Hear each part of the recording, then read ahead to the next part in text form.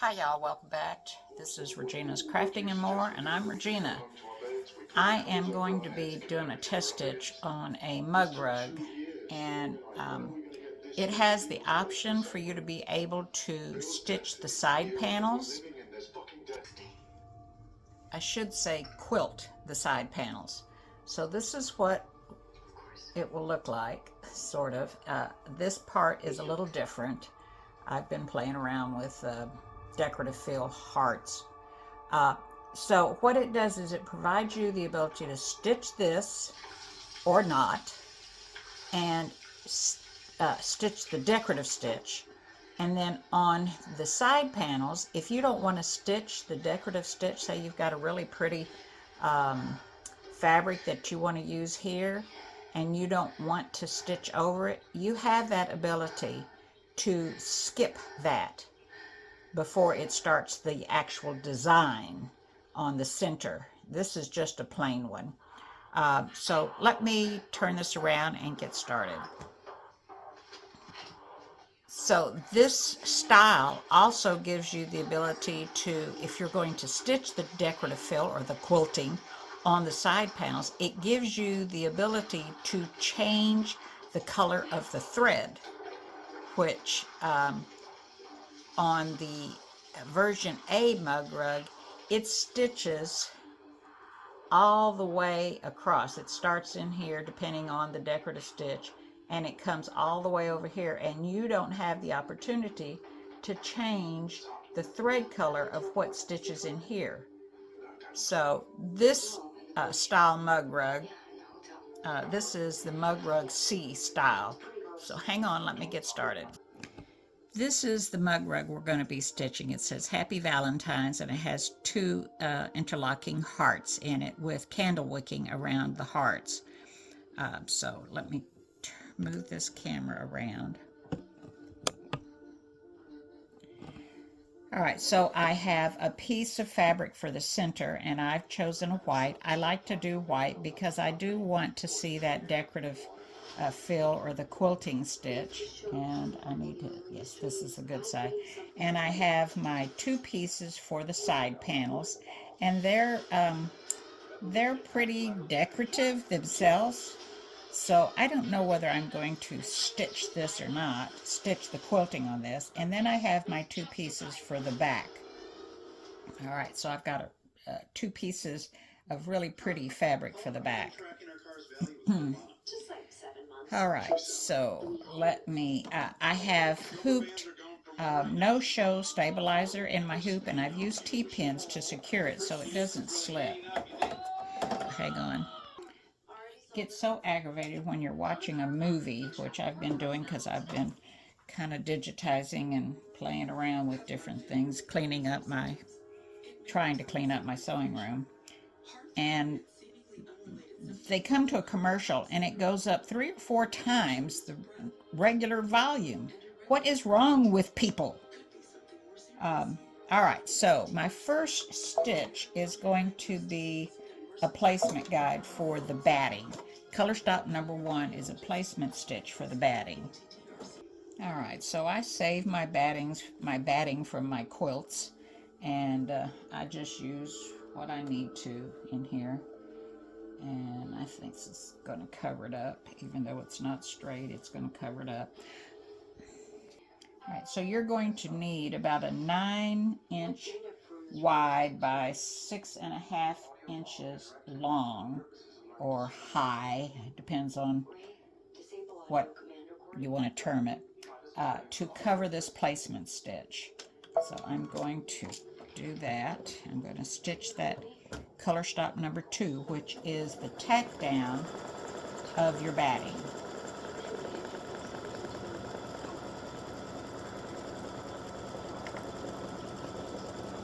Just kind of smoothing it as I go. I keep my batting in a box, a decorative box that I bought at Joann's. It has roses all over it. I've got a whole bunch of them. So I fold it up and it doesn't get too wrinkled. And I'm just going to trim this off out here.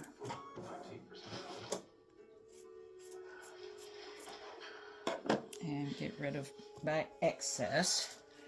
All right, so color stop number 2 is pink. You don't have to change threads on this because this is just a placement stitch. So use whatever thread you're going to use for your decorative fill, because that's the first thing that it's going to stitch. All right, and I'm using red here so that you can see it. So this is going to do the placement stitch for your center fabric. Like I said, I like to use white because you can see the design and the quilting, if you will, the decorative fill. Somebody's decided to call it decorative fill. It's more like quilting. You've got batting, so. All right, so now we're going to lay down our centerpiece and making sure that it extends out over the edges. You know, and if you're a real stickler for everything, you know, you can fold this and crease it on the end, in the middle, and use that to center on your hoop.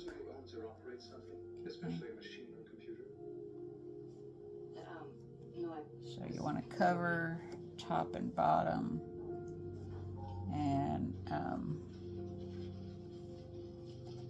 cover the placement stitch that you have here. Yes, it's going to extend way out past. Okay, but that's all right. We're not going to be cutting any fabric off. All right, color stop number 4 is a tack down of your center fabric.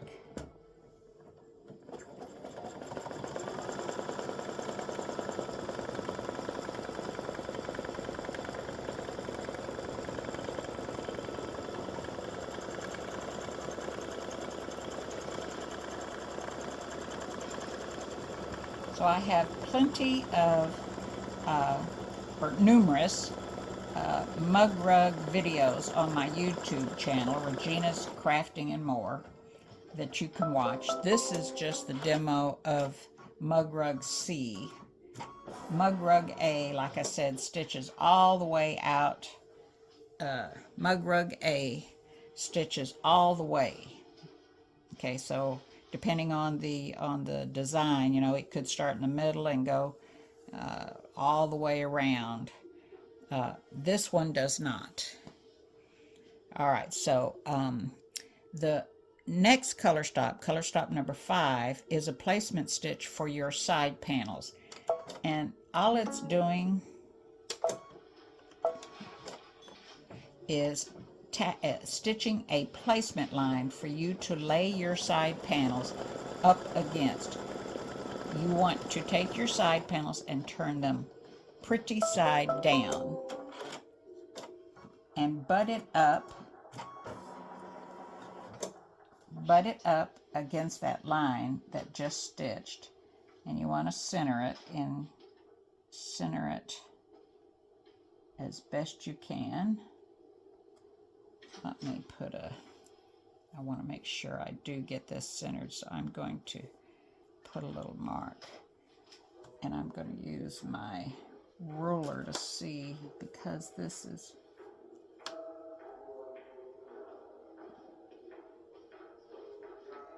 yeah, okay. So I was just checking with that crease.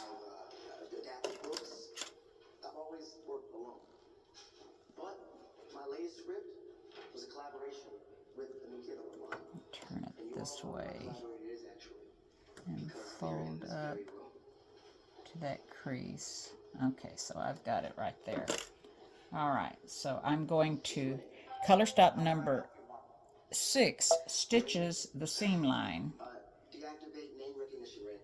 Hello, I almost screwed that up. Let me back this out so you can see. So the placement line for your side pieces is right there, right up against this centerpiece, and you want to place it right up against, you want this edge, pretty side down, to go right up against that that placement stitch. Okay, so I've got that pretty well centered. And color stock number 6 is going to stitch the seam line for that. And it stitches a triple stitch on there to secure it, to securely tack it down. You're going to need your fabric folding pin, and I'm just out of fluid.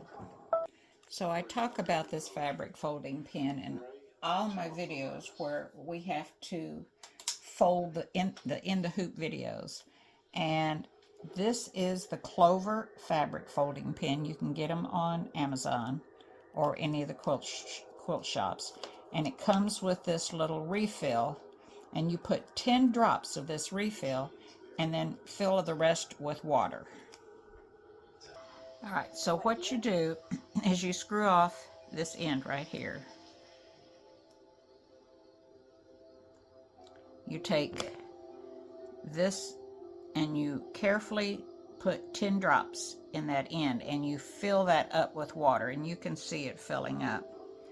And then I like to take this wick out. I've got to be careful here. This wick will come right out, and I wash out this part of the device, clean it out real good. I wash the wick out, and then I put the wick back in after I've rinsed it really well, and screw the top back on. Alright, now that we've got that done, I gave this a little pump, and we're just going to carefully squeeze and put a little line of fluid right along that seam, and then finger press it. It helps get this nice and crisp. Okay, and then you want to put the top back on.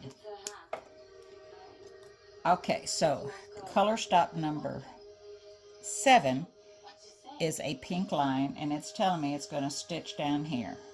So you can stitch it to have a guide, because it does go out past the seam here, or you can lay your fabric down, and you want to get it down where you can see it. And I'm going to fold this in half again to make sure that I get it centered. And I'm going to lay this right along that edge. And there we go. So I'm butted up right against the line of the center piece, the center stitch that tacked down your center fabric. Alright, I didn't stitch color stop number 7. Right, so that's laid down. I'm going to skip. So I've skipped color stop number 7, and I'm at color stop number 8, and I'm going to go to number 1. Okay. So now it's going to stitch the seam line for color stop number 8, and that is once again doing your seam just like you did right here.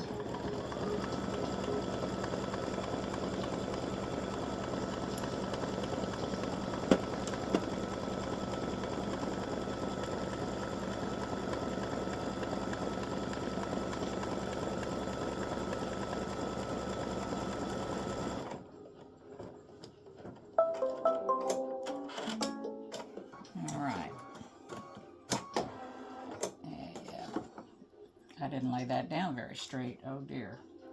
Alright, so I've got plenty to go out. It's not going to be crooked. Alright, so yeah, I've got plenty covering. So I crisp that down with my fingernail or any little device that you have. And color stop number 9 is going to go along and stitch these edges down all the way around. going to hold all this down so it doesn't get in the way. You just want to make sure that you keep your fabric pulled over. And because we used batting in there, we've got a nice little puff here. I like that. And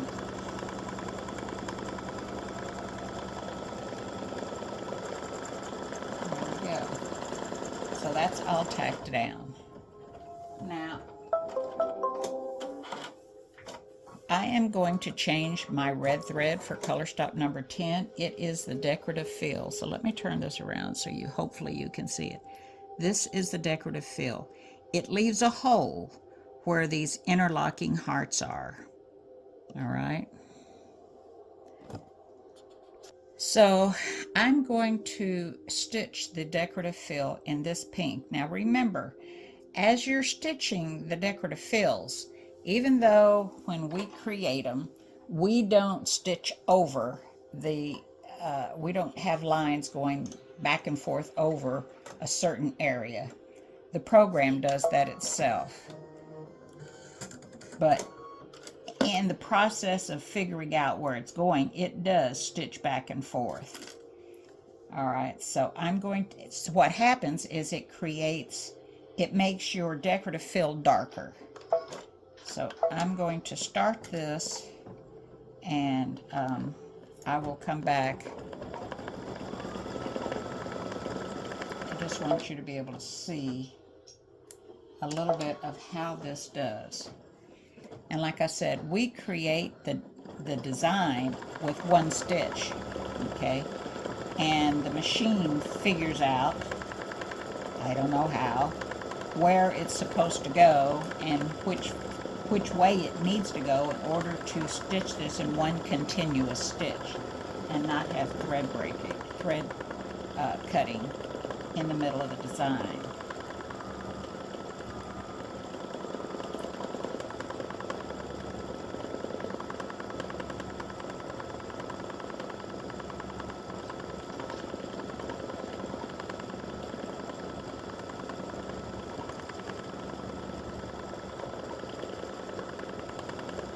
Alright, so I'll be back in just a little bit. I forgot to tell you that this decorative fill only stitches in the center on this white piece of fabric. It does not come over here on these sides and stitch. This only stitches in the center. And remember, it has this cutout for the design that we're going to stitch, which is the interlocking hearts with the candle wicking.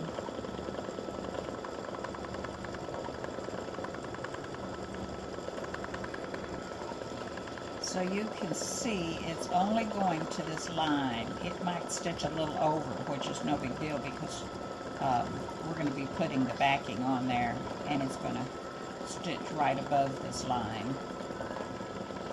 So it goes right up to the side panel and does not go over the side panel. If you've done a nice crisp fold on your edge using your fabric folding pin and your finger or a straight edge of some sort. I keep this by my machine now, and that's probably what I should have used, but I did use my fingernail, which is just as good.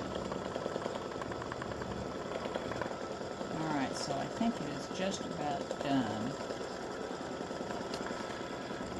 And it goes right along the edge, but does not get on the side panel. Well, it did right there, and it shouldn't have. I didn't fold it well enough.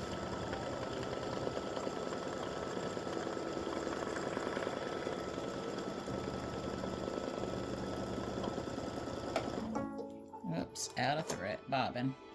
Alright, so my bobbin thread ran out here, and so I backed up a little bit, and if I'm going to go forward just a few stitches, And if you have the Solaris, you've got this button up here that has a little circle on it, and it does some tack down stitches. Otherwise, just go back and start stitching back behind where it ended whenever you ran out of your bobbin.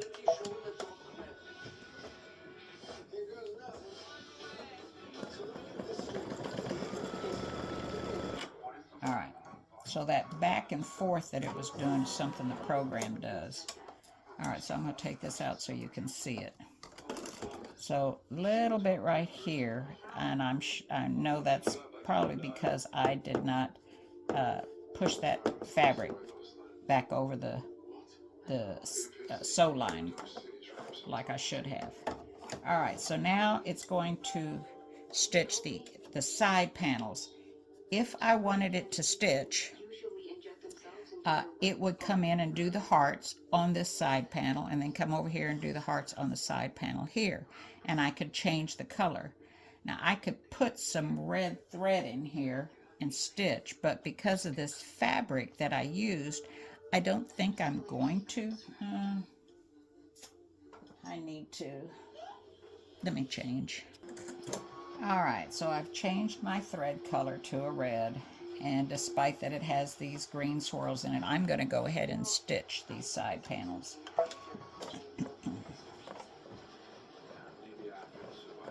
Since this is a test, I want to make sure that it's stitching properly. I'm not going over and getting on the centerpiece. So it's just stitching the same parts.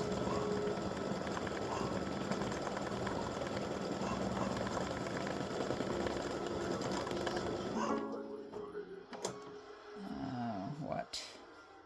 Why did it break?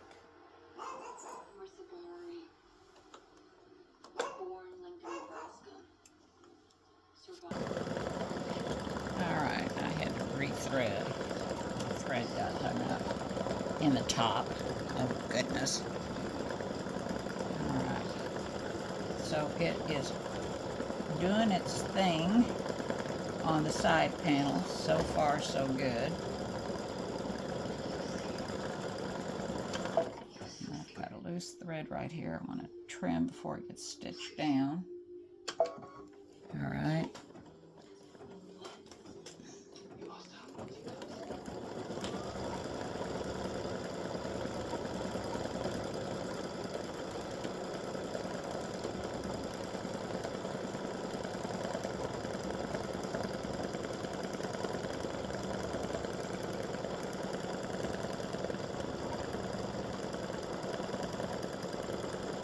Just going up the other side of the side panel,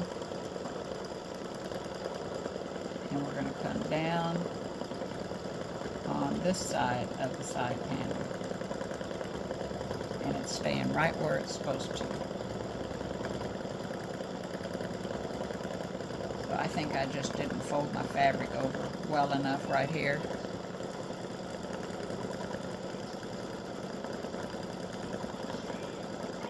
Now it's going to come over here and do this side. I'll be right back. So it is stitching very well, and even though it's stitching the hearts in this on this side panel that has a beautiful design on it, it's not taking away from that design whatsoever. So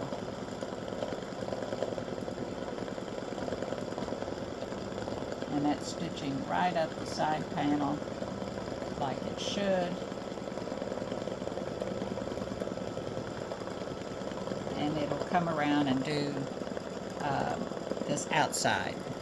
Alright, I've changed my top thread to a bright pink, which I'm going to stitch the hearts in, and then I'll do the candle wicking in a red. So this is color stop 14 to do the hearts, and these are filled hearts. Well, I think they're not really filled per se, it's more of a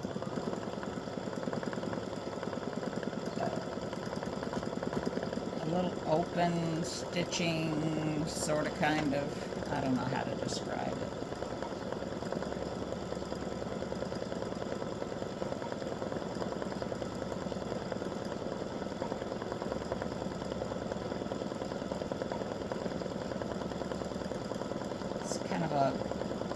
lighter stitching that it's doing the hearts. That's why I did the cutouts, so none of the hearts for the decorative fill would show through this.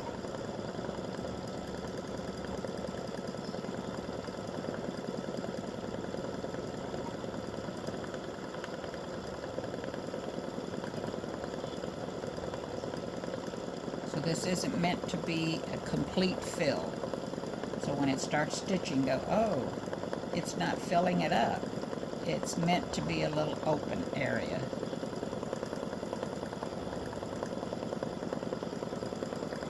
And I'll come back when there's more done.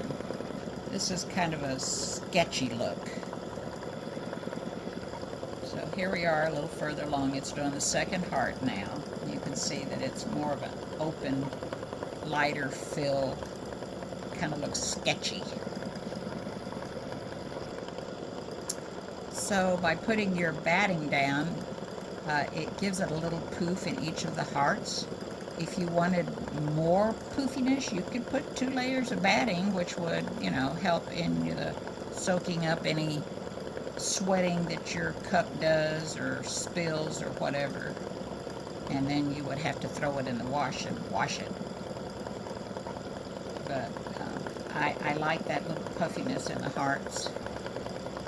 So these mug rugs are done entirely in the hoop, other than you cutting it out. They're assembled entirely in the hoop.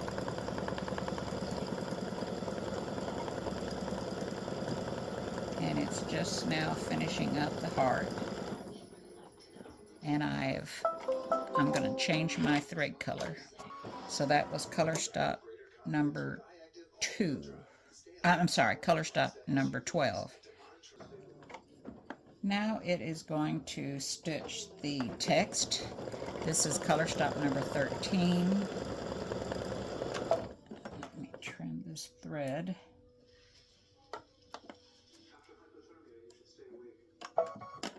And I have changed my thread color to a red.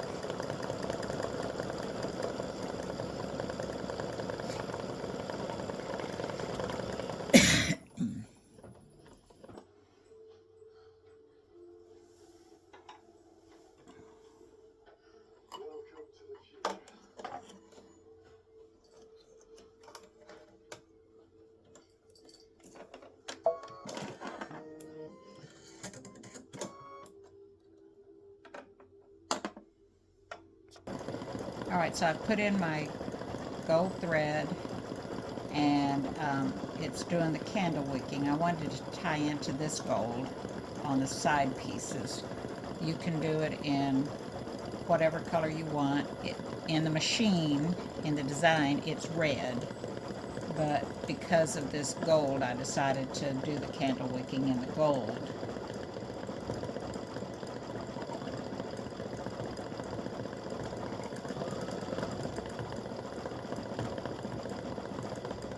And I'll be back. All right, it's finished the candle wicking around the hearts, and it's time to put on the back pieces. So you're going to take your two back pieces, which are 9 inches wide by 5.5 to 5 3/4 inches long. Okay, so it's 9 inches long by 5.5 to 5 3/4 inches wide. Oh, goodness.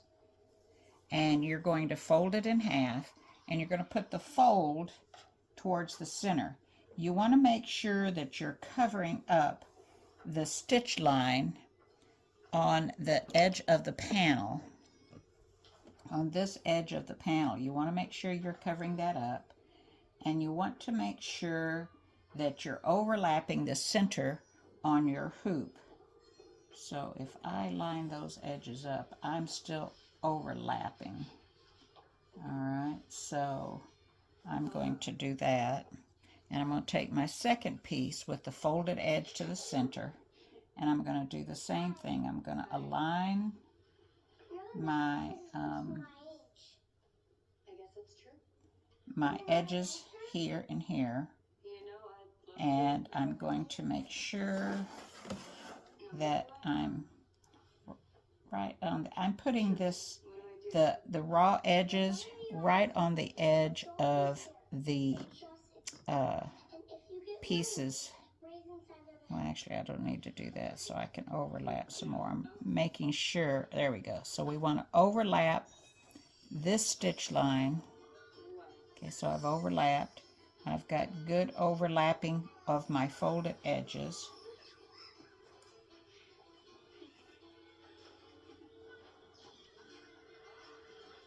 All right, and I'm going to tape down the centers of my folded back pieces.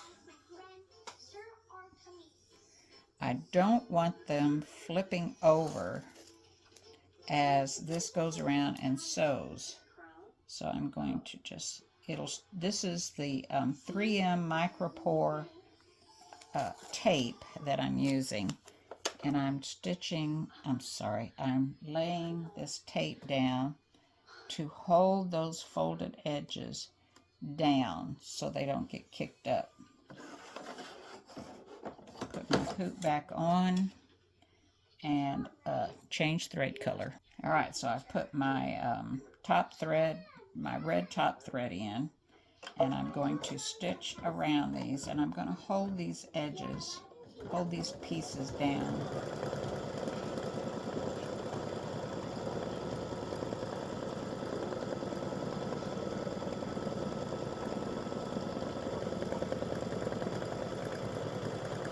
Just going to make sure this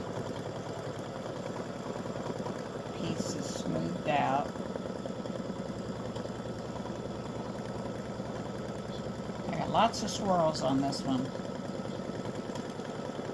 I started to put these as a side piece, use this color as a side piece, but I already had that red laid out, so what the heck. Alright, so I'm taking off this tape.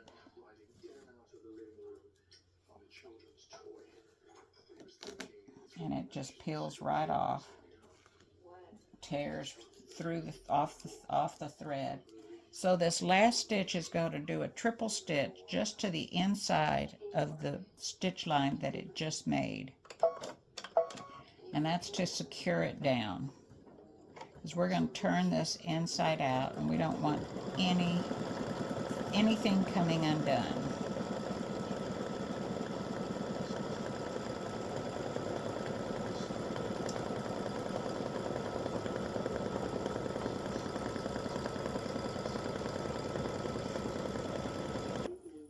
right, so I did a no-no, and I took my tape off of this left-hand side, and I shouldn't have. It could have very well gotten caught up in this folded edge, so I was holding it over here to help keep that from happening. So don't remove your tape until after this last stitch line is done. So I am going to, well, what in the world just happened?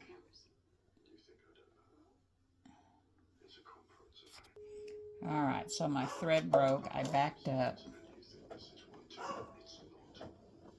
and I'm gonna hold this down. There we go. Because you don't want this flipping up and messing up your whole project. You're on the last stitch, so don't take that tape off of this edge until you stitch the last color stop, which is 16 on this.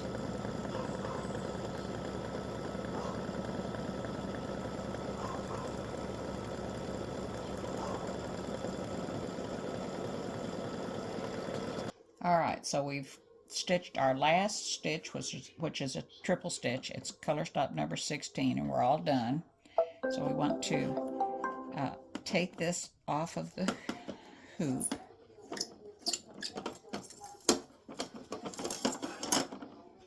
And I'm going to remove all these T-pins. And years ago, I would have said, who'd have thought I'd be using T-pins and doing something other than quilting? All right, so now we want to trim away from all the stabilizer and the excess fabric. Trim that away.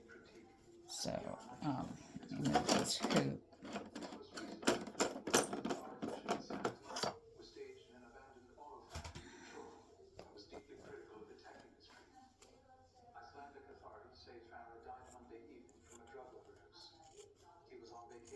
Now you can do this with a ruler and trim.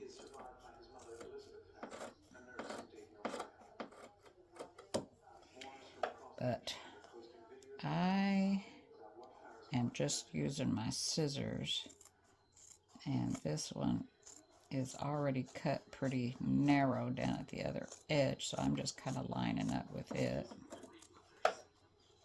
And you want to leave 1/4 to 1/8 inch around. I usually use a ruler. For me it's faster.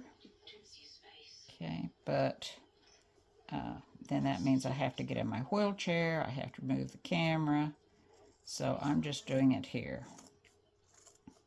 Hopefully I'll be out of that wheelchair here in another couple of weeks and be able to walk a little bit, stand on my foot. I'm trying to do a little standing, even though I haven't been formally released to do that.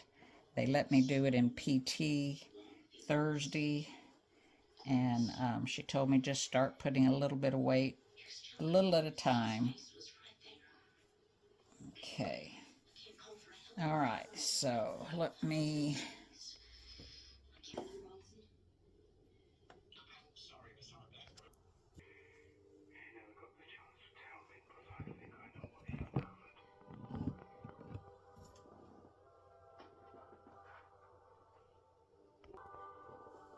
All right, so here is the finished mug rug. Happy Valentine's Day. And like I said, I had this in red, but I wanted to pull some of this gold into here, so that's why I use the gold. In the file it's red. You can do whatever color you want. All right, so this one has the separate stitching for the sides and a separate stitching for the quilting, decorative fills, whatever you want to call it, and the separate stitching for the center. It does the center first, and then it does the sides, and it's in a different color stop, so you can use whatever color you want on your side panels. So this is Mug Rug C, and Mug Rug A stitches the same color all the way across. You don't have the ability to change or not stitch here. Mug Rug B does not have any decorative fill on these edges. And Mug Rug C has the decorative fill here in one color and the decorative fill here as a different color stop, so you can use whatever color you want. So you have a very happy Valentine's Day, you and your family and your loved ones, and I'll see you again on the flip side. Thanks for watching. Enjoy.